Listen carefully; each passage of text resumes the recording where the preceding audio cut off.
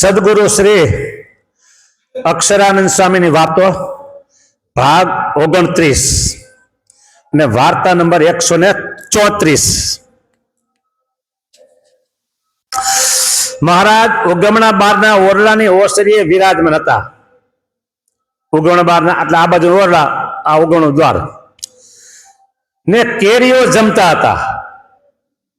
ત્યાં બાવો ખાચર આવીને મહારાજ પાસે ઉભા રહ્યા। તેને મહારાજે પ્રસાદીની કેરીઓ આપી। એમ ઘણીક વાર કેરીની પ્રસાદી બાવા ખાચરને જમાડતા। પછી બાવા ખાચરની માતુશ્રી જસુબાઈએ મહારાજને કહ્યું, મહારાજ, નાના છોકરાને બહુ કેરીઓ જમાડો છો, તે વાવડી થશે। બહુ કેરી નો જમાડો કે।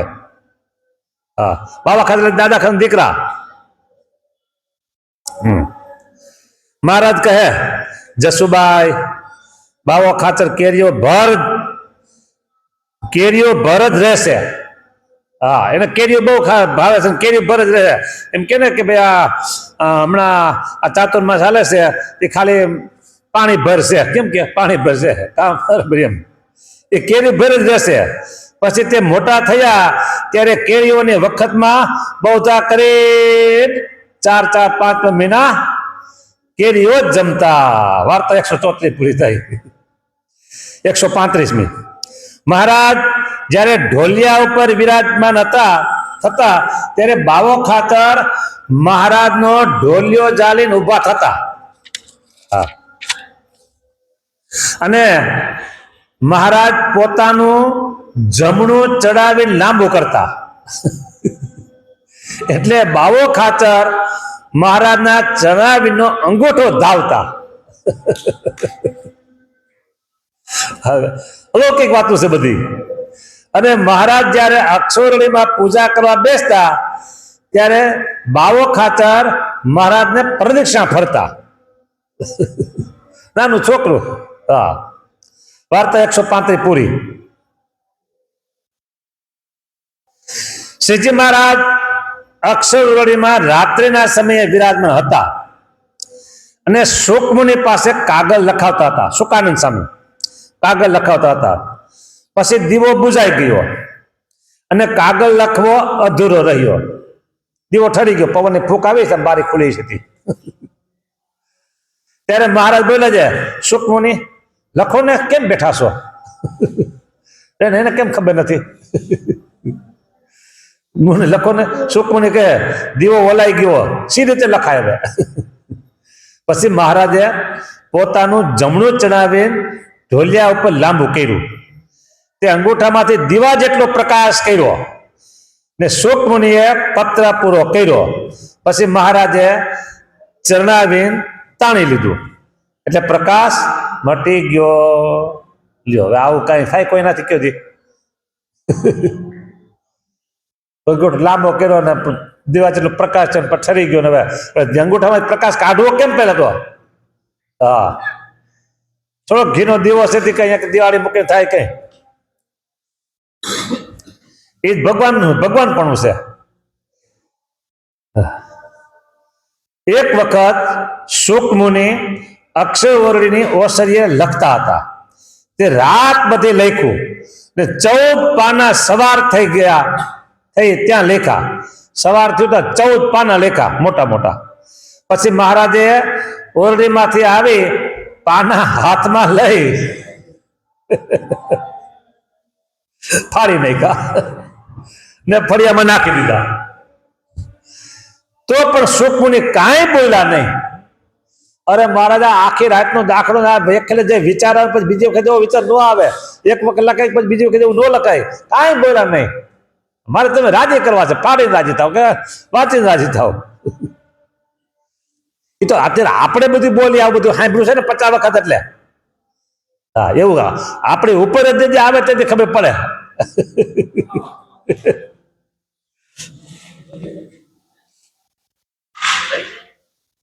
પછી નિત્યાનંદ સ્વામી બોલ્યા છે, શુકમુનિ, તમને કઈ સંશય ન થયો? રાત બધી ઉજાગરો કરી લખ્યું ને મહારાજ જોયા વિનત પાના ફાડી નાખ્યા. સુકમુનિ કહે સ્વામી મારે મહારાજને રાજી કરવા હતા, તે પાના ફાડીને રાજી કર્યા. 137મી વાર્તા પૂરી થઈ. વાર્તા 138. એક વખત સુકમુનિ લખતા હતા ને દિવસના 10 વાગી ગયા હો, પણ પોતાને નદીએ નાહવા જવું હતું, પણ કોઈ સંગાત મળ્યો નહીં. એકલા કેમ જવું કે? પછી મહારાજ આવીને બોલ્યા છે, સુકમુનિ શું વિચાર કરો છો? જો સ્વામી એવું છે ને, અમે છપૈયામાં નાના હતા, અયોધ્યામાં છપૈયામાં, બરાબર, નાયા ધોયા વિના ખાઈ લેતા હતા. અમે ક્યારેક નાયા વિના ખાઈ લેતા. હા, પછી સુકમુનિ ભંડારે જઈ જમી આવ્યા. પછી 3 વાગે ગયા જ નાવા. મારે તમને રાજી કરવા છે, બીજું શું હતું કે? મહારાજ લક્ષ્મીવાડીએ પધારતા ત્યાં એક આંબો હતો. તે મહારાજ જ્યારે ઢોલિયા ઉપર બિરાજમાન થાય ત્યારે આંબાની ડાળો મહારાજના મસ્તક ઉપર અડે. હા, તે જોઈ મહારાજ બોલ્યા છે, આ આંબો બહુ જ ઉતાવળો થાય છે. અને મહારાજ કહેતા છે, ડભાણ્યો આંબો, ડભાણ્યો બળદ અને ડભાણના આ સુકમુનિ, તે 3 જેવા મારે ઉપયોગમાં આવ્યા છે, એવું બીજું કોઈ ઉપયોગમાં આવ્યું નથી. અને મહારાજ કહેતા છે, આ સુકમુનિ મારા હાથ પગ છે અને મારો ઉછાળો છે. એમ શ્રીજી મહારાજ સુકમુનિની પ્રશંસા ઘણીક વાર કરતા હતા. એટલે કાર્યના 3જા વચનમાં બોલ્યા કે જેવા મુક્તાનંદ સ્વામી છે એવા જ આ સુકમુનિઓ. મુક્તાનંદ સ્વામીનો ચડતો રંગ એમાં સુકમુનિનો પણ જી આજ દિન સુધી ચડતો રંગ છે. કેવો બોલો? શ્રીજી મહારાજ એને સર્ટિફિકેટ આપે પછી બીજું કઈ જોવાનું આવે જ નહીં એમાં. હા, ગઢપુરના એક ડોસી આવ્યો વારો ડોસીનો. હવે મહારાજનો થાળ કરતી. તે મહારાજને જમાડ્યા પહેલા પોતે દરેક ચીજ ચાખતી. પછી મહારાજે એક દિવસ દાદા ખાચરને કહ્યું છે, દાદા તું મારી પ્રસાદી ખા અને હું દાદા ખાચરને મહારાજ કહે તું મારી પ્રસાદી ખા અને હું ઓલી ડોશીની પ્રસાદી ખાવું. તું મારી પ્રસાદી ખા અને હું પેલી ડોશીની પ્રસાદી ખાઉં છું. પછી મહારાજે કહ્યું છે, દાદા જા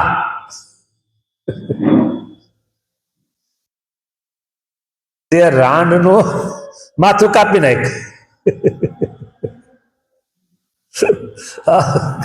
ભગવાને કરાવો, તે રાંડનું માથું કાપી નાખ.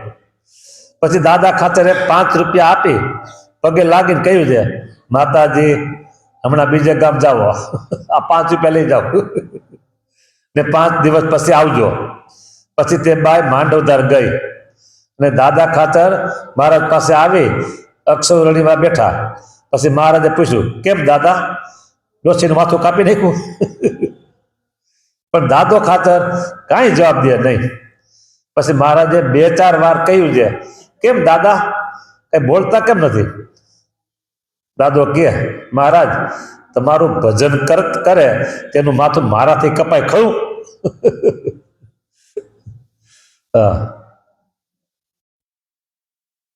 પછી મહારાજ બહુ રાજી થયા અને દાદા ખાચરને છાતીમાં ચણાને આપ્યા અને જે કહ્યું છે, દાદો ખરો દાદો કે હા. 140 વાર્તા પૂરી. શ્રીજી મહારાજ અક્ષરવર્ણીમાં વિરાજમાન હતા અને નારદજી મહારાજના દર્શન કરવા આવ્યા. તે દિવ્ય દેહ સ્વતા આવ્યા. પછી મહારાજને આવી દંડવત કરી પગે લાગ્યા, પણ પોતાને દેહની સ્મૃતિ નહીં કે હું કે દેહ આવ્યો છું એ ખબર ન રહી નારદજીને. હા, પછી મહારાજ બોલ્યા છે, નારદજી, અમારે એક એક રૂવાડે કરોડ કરોડ સૂર્યની કાંતિ છે તે અમે છુપાવી રાખી છે. પછી નારદજીને ખબર પડી કે હું દિવ્ય દેહ આવ્યો છું. હા, પછી મહારાજને પગે લાગ્યા અને કહ્યું છે, મહારાજ હું ભૂલી ગયો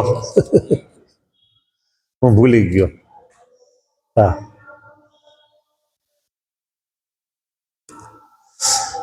આપણી પાસે છે ને, આપણે એટલે તમારી પાસે એમાં બધું આપણે કહો તે તમારો તમારો મજાનો છે. આમ ધારા કરતા વધારે આવી જાય પછી કેમ કીધું ગાંડા થઈ જાય. ધારા કરતા વધારે આવી જાય રૂપિયા તો ગાંડા થઈ જાય ને, ગાંડા. બરાબર. પણ મોટા મોટા જે કરોડપતિ છે એ દેખાવા ન દેવો, એ ન દેખાવા દે. હા, એમ આ નારદજીને દિવ્ય દેહ આવ્યો ને એ ભૂલી ગયા કે મારો દિવ્ય દેહ છે.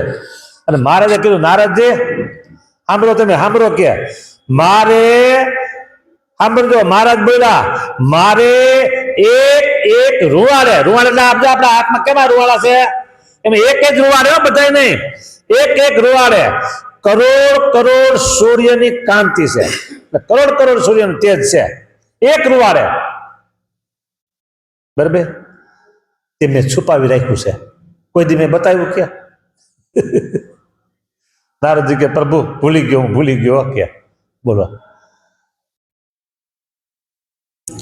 જો આ ભગવાનના એક જ રૂવાડામાંથી કરોડ કરોડ સૂર્યનો પ્રકાશ નીકળે છે. બરાબર. તો બધા રૂવાડાનો પ્રકાશ કેટલો થાય? એ જે બધો પ્રકાશ છે ને એ અક્ષરધામ, એ જે બધો પ્રકાશ છે એ શું છે? અક્ષરધામ. શંકા થાય તો ઊંચો હાથ કરજો. એ પ્રકાશ નીકળે છે મહારાજના સ્વરૂપમાંથી, એનું નામ શું છે? અક્ષરધામ. અને એ તેજ છે ને એને મધ્ય મહારાજ બિરાજમાન છે. મેં 17 વાર કીધું છે કે આ સોના ચાંદી લાકડાનું સિંહાસન નથી, અધો ઉર્ધ્વ પ્રમાણે રહિત તેજનો સમૂહ. એ તેજ કેવું છે? ચિદ ઘન, એટલે એમાંથી બેસી શકાય. ને શંકા થાય તો, હવે મારો વતન કાઢવું નથી, શંકા થતી હોય કે આવું કઈ હોતું હશે તો મધ્યનું 13મું વતન વાંચી લેજો. એમાં આવે છે અક્ષરધામના 3 નામ: બ્રહ્મ, અક્ષરધામ અને તેજ. આ અક્ષરધામના 3 નામ ક્યાં? એક તેજ, બીજું અક્ષરધામ અને ત્રીજું બ્રહ્મ. આ 3 નામ આવે છે અક્ષરધામના. એટલે મહારાજના સ્વરૂપમાં આટલો પ્રકાશ છે. અને અક્ષરધામમાં જે મુક્તો છે ને એનો પ્રકાશ એવો છે પાછો, મુક્તોનો હોતે. હા, એના એક એક રૂવાડામાં કરોડ કરોડ સૂર્યનો તેજ છે.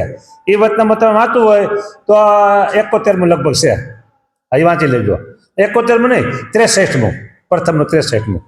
ત્યાં અક્ષરધામમાં મુક્ત છે ને એના તેજમાં, એના સ્વરૂપમાં આટલો આટલો તેજ છે, એનું છે. હા, એક વાર્તા.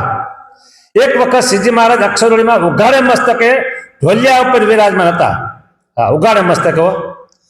અને પોતાની શિખા એક હાથે આમ ઊંચી કરી અને શુકમુનિ પાસે બેઠા હતા, લખતા હતા. પછી મહારાજનો સંકલ્પ જાણી શુકમુનિ હાથમાં કાતર લીધી, મહારાજની શિખા કાપી લીધી. તે શિખા હાલ વડતાલ અક્ષરભુવનમાં કાષ્ટની મૂર્તિના માથે છે, તે સોનાના વાડામાં બાંધેલી છે. જો વાર્તા 142 પૂરી. વાર્તા 143 આવે છે. મહારાજે મૂળજી બ્રહ્મચારીને કહ્યું છે, બ્રહ્મચારી, હવે તો તમે વૃદ્ધ થયા, માટે અમે નાના નાના બ્રહ્મચારી છે એને સેવામાં રાખશું. બ્રહ્મચારી કહે, મહારાજ બહુ સારું, સારું રાખો, એને રાખો. વાર્તા 143 પૂરી થઈ. સહજાનંદ સાંઈ મહારાજની જય.